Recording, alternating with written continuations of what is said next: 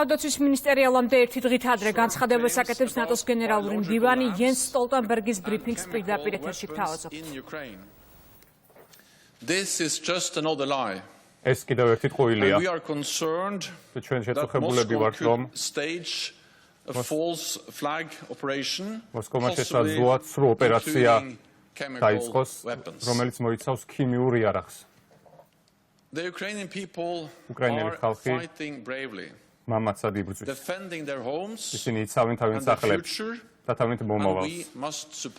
და ჩვენ მათ მხარი უნდა დავუჭიროთ. ხვალ ჩვენ შემოგვიერთდება უკრაინის თავდაცვის მინისტრი და ჩვენი ძველი პარტნიორები საქართველოდან და შვედეთიდან. თელმა სამყარომ დაგმო ეს ომი. ნატო და ევროკავშირმა უპრეცედენტო სანქციები დაუწეს ეს რუსეთს. წლების განმავლობაში ნატო 10,000-ობით უკრაინელ სამხედროს წვრთნიდა. უმეტესობა მათგანი დღეს ფრონტის ხაზზე იბრძვის. ალიანსის წევრებმა მიაწოდეს უკრაინას ტანკსაწინააღმდეგო იარაღები, ასევე დრონები. ეს წვრთნები და სამხედრო დახმარება აძლევს საშუალებას უკრაინას, რომ თავი დაიცვან. უკრაინას ყველანაირი უფლება აქვს, რომ დაიცვას საკუთარი თავი. ნატოს ალიანსის წევრები ყოველთვის დაეხმარებიან უკრაინას. ფინანსური, ჰუმანიტარული და სამხედრო დახმარებით.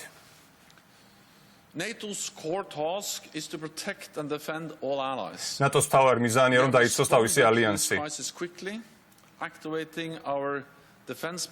ჩვენ გავააქტიურეთ ჩვენი თავდაცვის გეგმა. კოლექტიური თავდაცვის სისტემა გავამოქმედეთ ჩვენ. ახლა 100,000-ობით სამხედრო უკვე მზადყოფნაშია ევროპის კონტინენტზე, ასევე 100,000-ობით ამერიკელი სამხედრო და 10,000-ობით სამხედრო არის განლაგებული ევროპის აღმოსავლეთ საზღვრებთან. საჰაერო და საზღვაო თავდაცვა მზადყოფნაშია. ამ ეტაპზე ამერიკის შეერთებული შტატები პოლონეთში ანთავსებენ თავიანთ სამხედრო ძალებს, ასევე გერმანია ეს ყველაფერი აგზავნის რუსეთის მიმართ სიგნალს, რაც ნიშნავს, რომ ერთი ყველასათვის და ყველა ერთისთვის.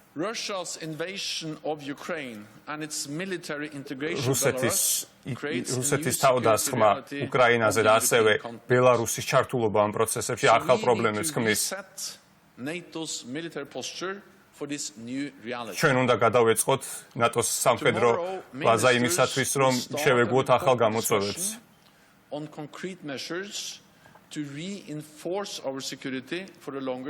ჩვენ უნდა გავაძლიეროთ ჩვენი თავდაცვა მომდევნო წლების განმავლობაშიც.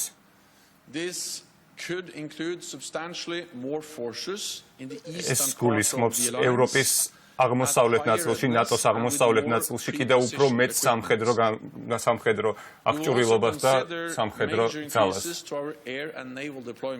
ასევე ჩვენი საჰაერო და საზღვაო ძალებს. Reinforcing our cyber defenses and holding more and larger exercises. კიდევ უფრო მეტი და დიდი წვრთნები ჩავატაროთ. I expect we will task NATO's military commanders to develop options for our Madrid. მე მაქვს მოლოდები, რომ ჩვენი ნატოს წევრები მადრიდის სამიტისთვის კიდევ უფრო გააძლიერებენ მოქმედებას.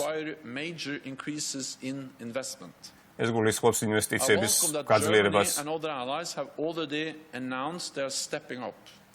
And I encourage all allies to spend a minimum of 2% of GDP on defense. ნატოს წევრ ქვეყანას მოუწოდებ, რომ თავიანთი შთლიანი შიდა პროდუქტის 2% დახარჯონ თავდაცვაზე. To protect peace and freedom. იმისათვის, რომ დაიცვან მშვიდობა და თავისუფლება. ამ კრიტიკულ მდგომარეობაში. ახლა კი მზად ვარ მივიღოთ თქვენი კითხვები. ვიწყებთ CNN-ით. Thank you. I'm wondering whether you can say whether the NATO alliance has seen evidence that China has been providing Russia CNN-ის კითხვა მდგომარეობს იმაში, რომ იცის თუ არა ნატომ მიაწოდა თუ არა რაიმე სახის დახმარება, სამხედრო დახმარება ჩინეთმა რუსეთს. The situation that we saw earlier this week with Russia targeting a military base very close to Poland's border.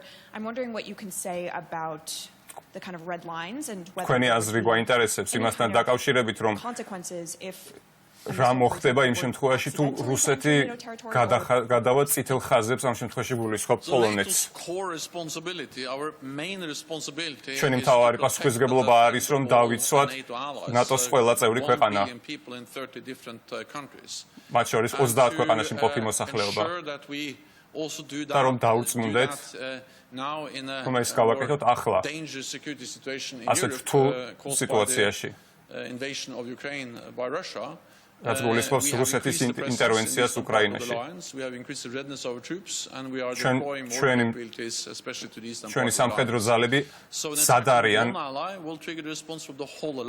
ერთ წევრ ქვეყანაზე შეტევა გააქტიურებს პუნქტს, რომელიც გულისხმობს, რომ ყველა ქვეყანა ჩაერთვება ამ კონფლიქტში. როდესაც ვხედავთ ჩვენ კიდევ უფრო დიდ სამხედრო ინტერვენციას ახლოს ნატოს საზღვრებთან, ჩვენ ამიტომ ყველაფერი უნდა გავაკეთოთ იმისათვის, რომ ეს ყველაფერი თავიდან ავიცილოთ, რათა კიდევ უფრო არ დამძიმდეს მდგომარეობა. ჩვენ ძალიან კარგად ვაკვირდებით საჰაერო სისტემებს, საჰაერო ცას და ნატოს გარშემო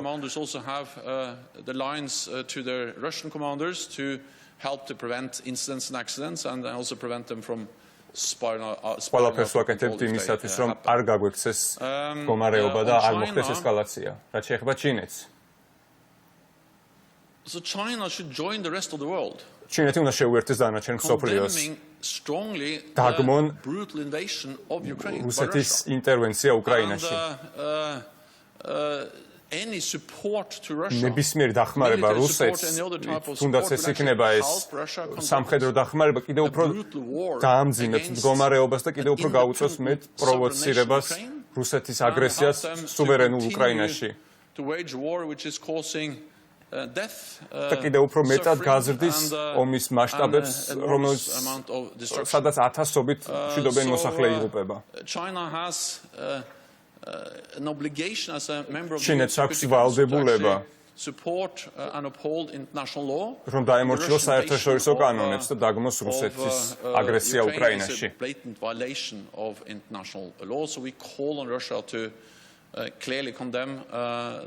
ჩვენ მოუწოდებთ ჩინეთს, რომ არ დაეხმარონ რუსეთს და დაგმონ რუსული აგრესია და ჩვენ ამ ყველაფერს ძალიან კარგად ვაკვირდებით.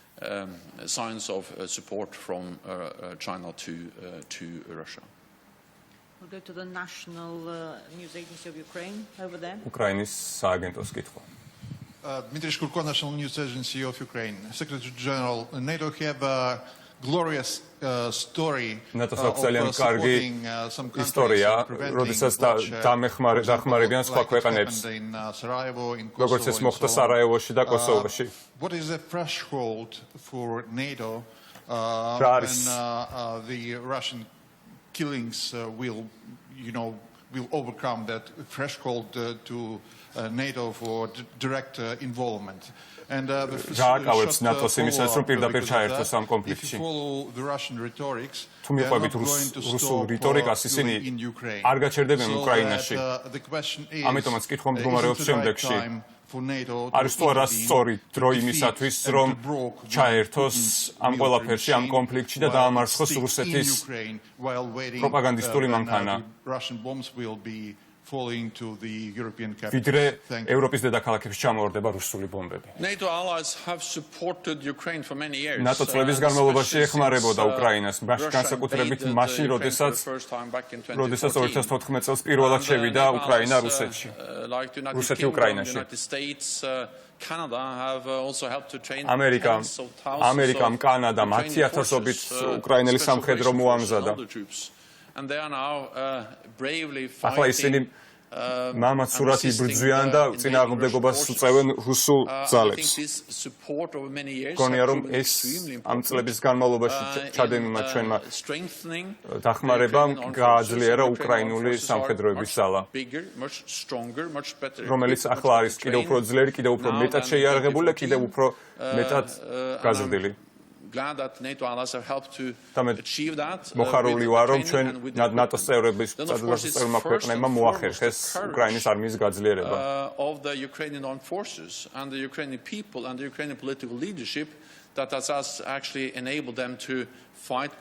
ამ ყველაფერმა მისცა შესაძლებლობა უკრაინელ პოლიტიკოსებსაც, უკრაინელ მოქალაქეებსაც, რომ გაუწიონ წინააღმდეგობა რუსეთის ფედერაციის ამ აგრესიას, რაც პირდაპირ პასუხისმგებლობა არის. მას შეუძლია, რომ დაასრულოს ეს ომი პუტინს, გაიყვანოს თავისი ჯარები, იპოვოს პოლიტიკური და დიპლომატიური გამოსავალი. Then NATO's Ukraine is a highly valued უკრაინა არის მეტად დაფასებული პარტნიორი ნატოსი, რომელსაც ვეხმარებით და კიდევ უფრო მეტად დავეხმარებით. არა მხოლოდ ასევე როგორც ფინანსური, ისე სამხედრო დახმარებით. ასევე სანქციების დაწესებით რუსეთის წინააღმდეგ, რომელიც ძალიან დიდ ზიანს აყენებს რუსულ ეკონომიკას. ჩვენი როგორც ალიანსის პასუხისმგებლობა არის დავიცვათ ალიანსის ყველა ქვეყანა და ჩვენ ამ გზავნილებს ვაგზავნით. მაგრამ მიზანი არის, რომ პუტინმა აიღოს პასუხისმგებლობა უკრაინის ინტერვენციაზე და პრეზიდენტმა პუტინმა ეს უაზრო ომი უნდა დაასრულოს. თქვენ პირდაპირ ეთერში უსმენთ ალიანსის გენერალურ მდივანს იენს სტოლტენბერგს, რომელმაც თქვა, რომ გააქტიურებულია კოლექტიური თავდაცვის სისტემა. ათეულობით ათასი სამხედრო მზადყოფნაშია, რაც ნიშნავს სიგნალს რუსეთისთვის, ყველა ერთისთვის და ერთი ყველასთვის. მან ასევე ახსენა საქართველოც, ხვალ ნატოს მინისტერიალი იწყება. სტოლტენბერგმა თქვა, რომ მათ საქართველოდანაც შეუერთდებიან.